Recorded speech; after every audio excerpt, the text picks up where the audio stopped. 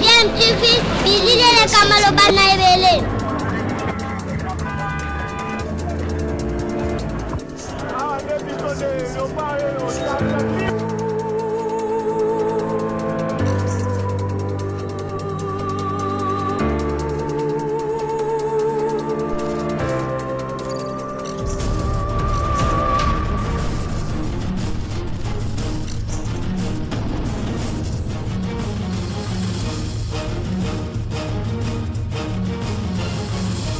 DMTV toujours en avant.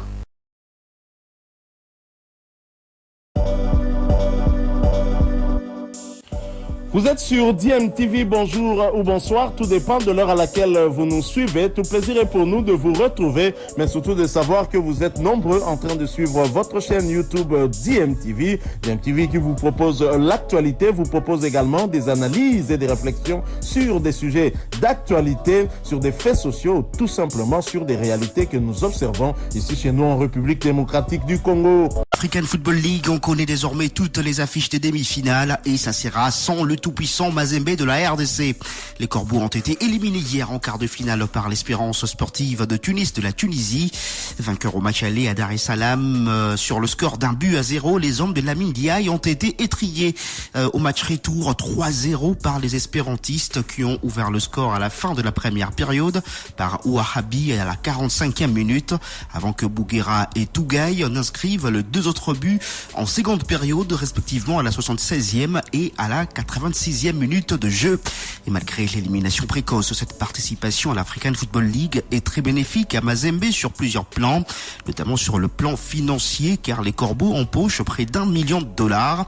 On écoute l'analyste sportif Mons Monchinjou qui revient sur cette participation des Mazembe à l'African Football League.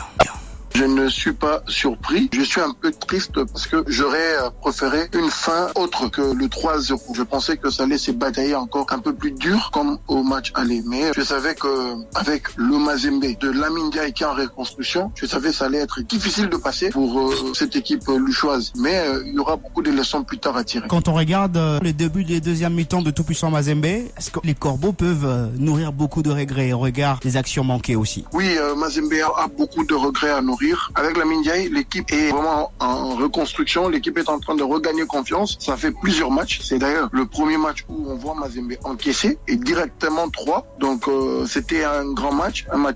Après la première période très difficile où Mazembe a été bouffé en tout cas sur toutes les lignes. Donc on pensait que la deuxième période aurait été mieux. Il y a eu des changements beaucoup plus tôt pour essayer de changer les choses. Mais c'est une jeune équipe qui se construit. L'atmosphère, l'ambiance, tout a joué en défaveur de Mazembe. Est-ce que vous pensez que cette compétition va servir à Mazembe pour la phase de poule de la Ligue des Champions qui commence dans la deuxième quinzaine du mois de novembre? En tout et pour tout, Jonathan, c'est d'ailleurs ça la seule note d'espoir que je retiens de cette African Football League pour le club congolais, parce que avec ça, Mazembe a gagné 3 choses cette saison qui va le servir plus tard. D'abord, la cagnotte de participation, c'est vraiment conséquente pour permettre à Mazembe de mieux préparer la saison. Vous savez que, par exemple, en championnat congolais, il n'y a presque plus de sponsors. Il n'y en a jamais eu de subventions à la hauteur des dépenses des clubs qui sont africains. Donc, avoir ces 1 million de dollars, ça peut permettre Mazembe de mieux asseoir une politique de recrutement. On a vu la qualité dans cet effectif-là. Et la deuxième chose que Mazembe gagne, c'est les niveaux. Donc, vous commencez une compétition directement avec un club de niveau et ça vous offre 2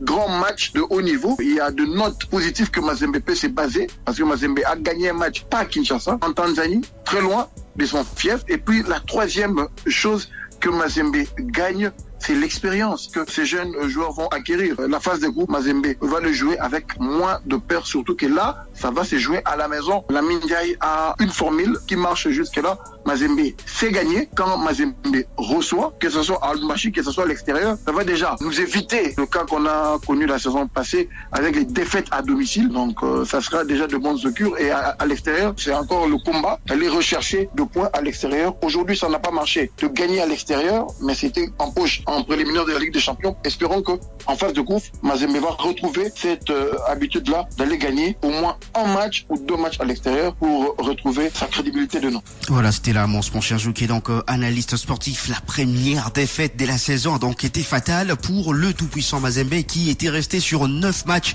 sans défaite, 8 victoires et un match nul. Hier, c'était les 3 premiers buts encaissés par la formation du tout-puissant Mazembe, qui quitte Tunis ce vendredi à 11h pour Lubumbashi, où les Corbeaux vont poursuivre la Ligue 1 congolaise avant d'entamer la phase des groupes de la Ligue des champions de la CAF le 24 novembre prochain contre Pyramids FC de l'Égypte.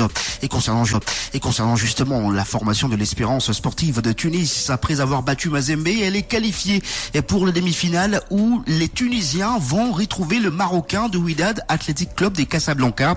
Ils ont remporté le match aller sur le score d'1-0 contre Enyimba. Ils ont récidivé au match retour en faisant d'ailleurs mieux, 3-0, 4-0 score cumulé pour le Marocain de Wydad Athletic Club des Casablanca, qui vont donc affronter l'Espérance de Tunis le 29 octobre prochain pour la demi-finale aller. Vous le savez, l'autre affiche demi-finale était connue depuis le mardi dernier. Elle va opposer les Nationales du Caire de l'Égypte à la formation sud-africaine de Mamelodi Sundowns.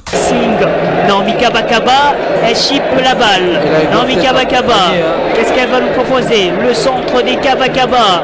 Famba, la mortine et la poitrine. La frappe! Le sous la barre! L'ouverture du score de la République démocratique du Congo. Quelle est la bonne leçon? Elles ne se sont pas entraînées pendant 2 jours, mais elles arrivent quand même à développer un très bon football et ça paye cash avec l'ouverture du score. On continue à parler football sur le continent avec les éliminatoires des Jeux Olympiques 2024.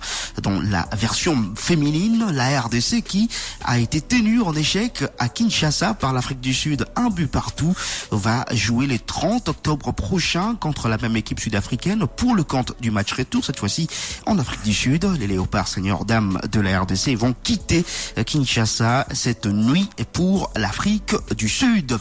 Et puis en Ligue 1 de la RDC, l'OC Renaissance du Congo est arrivé à Kindu hier, puisque les Oranges de Kinshasa vont être reçus sur place par la AS Maniema Union. Ça sera donc demain à partir de 15h juste, heure de Kindu, et 14h juste, heure de Kinshasa. La formation de Maniema Union, vous le savez, reste sur une belle victoire face à V-Club, 2-0, et va tenter d'enchaîner face à la formation de l'OC Renaissance du Congo. Maniema Union occupe la première position du groupe B de cette Ligue 1 de la RDC avec 21 points après 8 matchs disputés. Justement, l'équipe battue par Maniema Union V-Club est arrivée à Goma hier pour aller à Bukavu. C'est ce matin que V-Club va quitter Goma pour la ville de Bukavu, où les Dauphins Noirs vont être reçus par la formation d'Étoiles du Kivu. Et les Dauphins Noirs, justement, vont chercher à pouvoir se relancer après la défaite concédée face à la formation de Maniema Union. V-Club compte 12 points dans ce championnat de la Ligue 1. Après cette match joué, V-Club va donc affronter une équipe qui occupe la dernière position, la formation d'Étoiles du Kivu, qui n'a qu'un seul point après 7 rencontres disputées également par cette équipe de Bukavu. Et toujours samedi, il y aura Chinkunku Lupopo dans le groupe A de cette Ligue 1 de la RDC. Lupopo qui occupe la première position de ce groupe A avec 19 points après 8 matchs joués.